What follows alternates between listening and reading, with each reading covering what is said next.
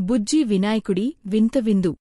అనగనగా కైలాసంలో శివపార్వతులు వాళ్ల ముద్దుల కొడుకు గణేశుడు ఆనందంగా జీవిస్తున్నారు. గణేశుడు అంటే బుజ్జి బుజ్జి కళ్ళు, పెద్ద చెవులు, తొండంతో చాలా ముద్దుగా ఉంటాడు. అందరికీ గణేశుడు అంటే చాలా ఇష్టం. ముఖ్యంగా అతనికి మోదకాలు, ఉండ్రాళ్ళు అంటే ప్రాణం. ఒకరోజు పార్వతీదేవి గణేశుడికి ఒక విచిత్రమైన వరం ఇచ్చింది. నాయనా గణేశా, నీకు మోదకాలు అంటే చాలా ఇష్టం కదా. ఈరోజు నుండి నీకు ఎవరైనా ఒక మోదకం ఇస్తే అది ఎన్ని లోకాలనుంచైనా సరే, ఎక్కడినుంచైనా సరే నీ దగ్గరికి వెంటనే వచ్చేస్తుంది అంది. గణేశుడు చాలా సంతోషించాడు. అమ్మో, ఎంత బాగుందో ఈ వరం అనుకున్నాడు.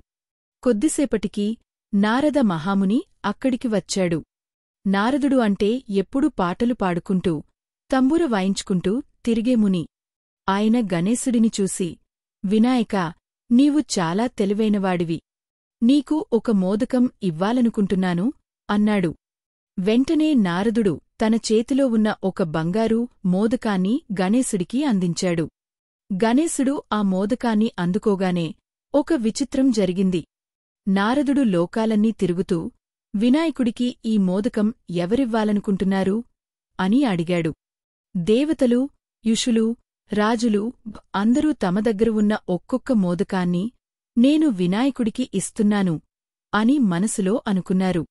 పార్వతీదేవి ఇచ్చిన వరం ప్రకారం ఎవరైతే ఇది వినాయకుడికి అని అనుకున్నారో వారి మోదకాలన్నీ క్షణాల్లో గణేశుడి దగ్గరికి వచ్చేయడం మొదలుపెట్టాయి. కొందరు దేవతలు మంచు పర్వతాల దగ్గర ఉంటే వాళ్ల మోదకాలు మంచుతో కప్పుకుని వచ్చాయి. ఇంకొందరు అడవుల్లో ఉంటే వాళ్ల మోదకాలు ఆకులు, పుల్లలతో వచ్చాయి. సముద్రం దగ్గర ఉన్నవారి మోదకాలు తడిగా వచ్చాయి. కొద్దిసేపటికే గణేశుడి చుట్టూ మోదకాల గుట్టలు పేరుకుపోయాయి. ఎటు చూసినా మోదకాలే. అన్ని రకాల మోదకాలు, పెద్దవి, చిన్నవి, తియ్యటివి, ఇంకొంచెం తియ్యటివి.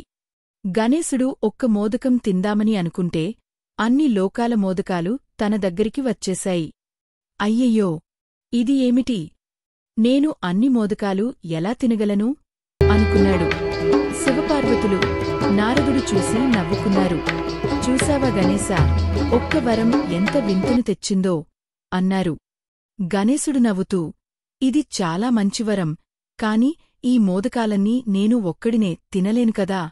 వీటిని దేవతలకు, మనుషులకు పంచుదాం అనుకున్నాడు. అలాగే గణేశుడు ఆ మోదకాలను దేవతలకు, భూమిమీద ఉన్న ప్రజలకు పంచిపెట్టాడు. అందరూ ఆ మోదకాలను తిని చాలా సంతోషించారు. అప్పటినుండి గణేశుడిని సంకటమోచకుడు, కష్టాలను తీర్చేవాడు, సుఖప్రదాత, సుఖాన్ని ఇచ్చేవాడు అని పిలుచుకోవడం మొదలుపెట్టారు. ఈ కథ మనకు ఏమి నేర్పుతుంది అంటే, వరం ఎంత గొప్పదైనా తెలివిగా దాన్ని ఉపయోగించుకోవాలని మరియు ఇతరులతో పంచుకోవడం వల్ల ఆనందం రెట్టింపు అవుతుందని. గణేశుడు అందుకే ఎప్పుడూ అందరివాడే ఉన్నాడు.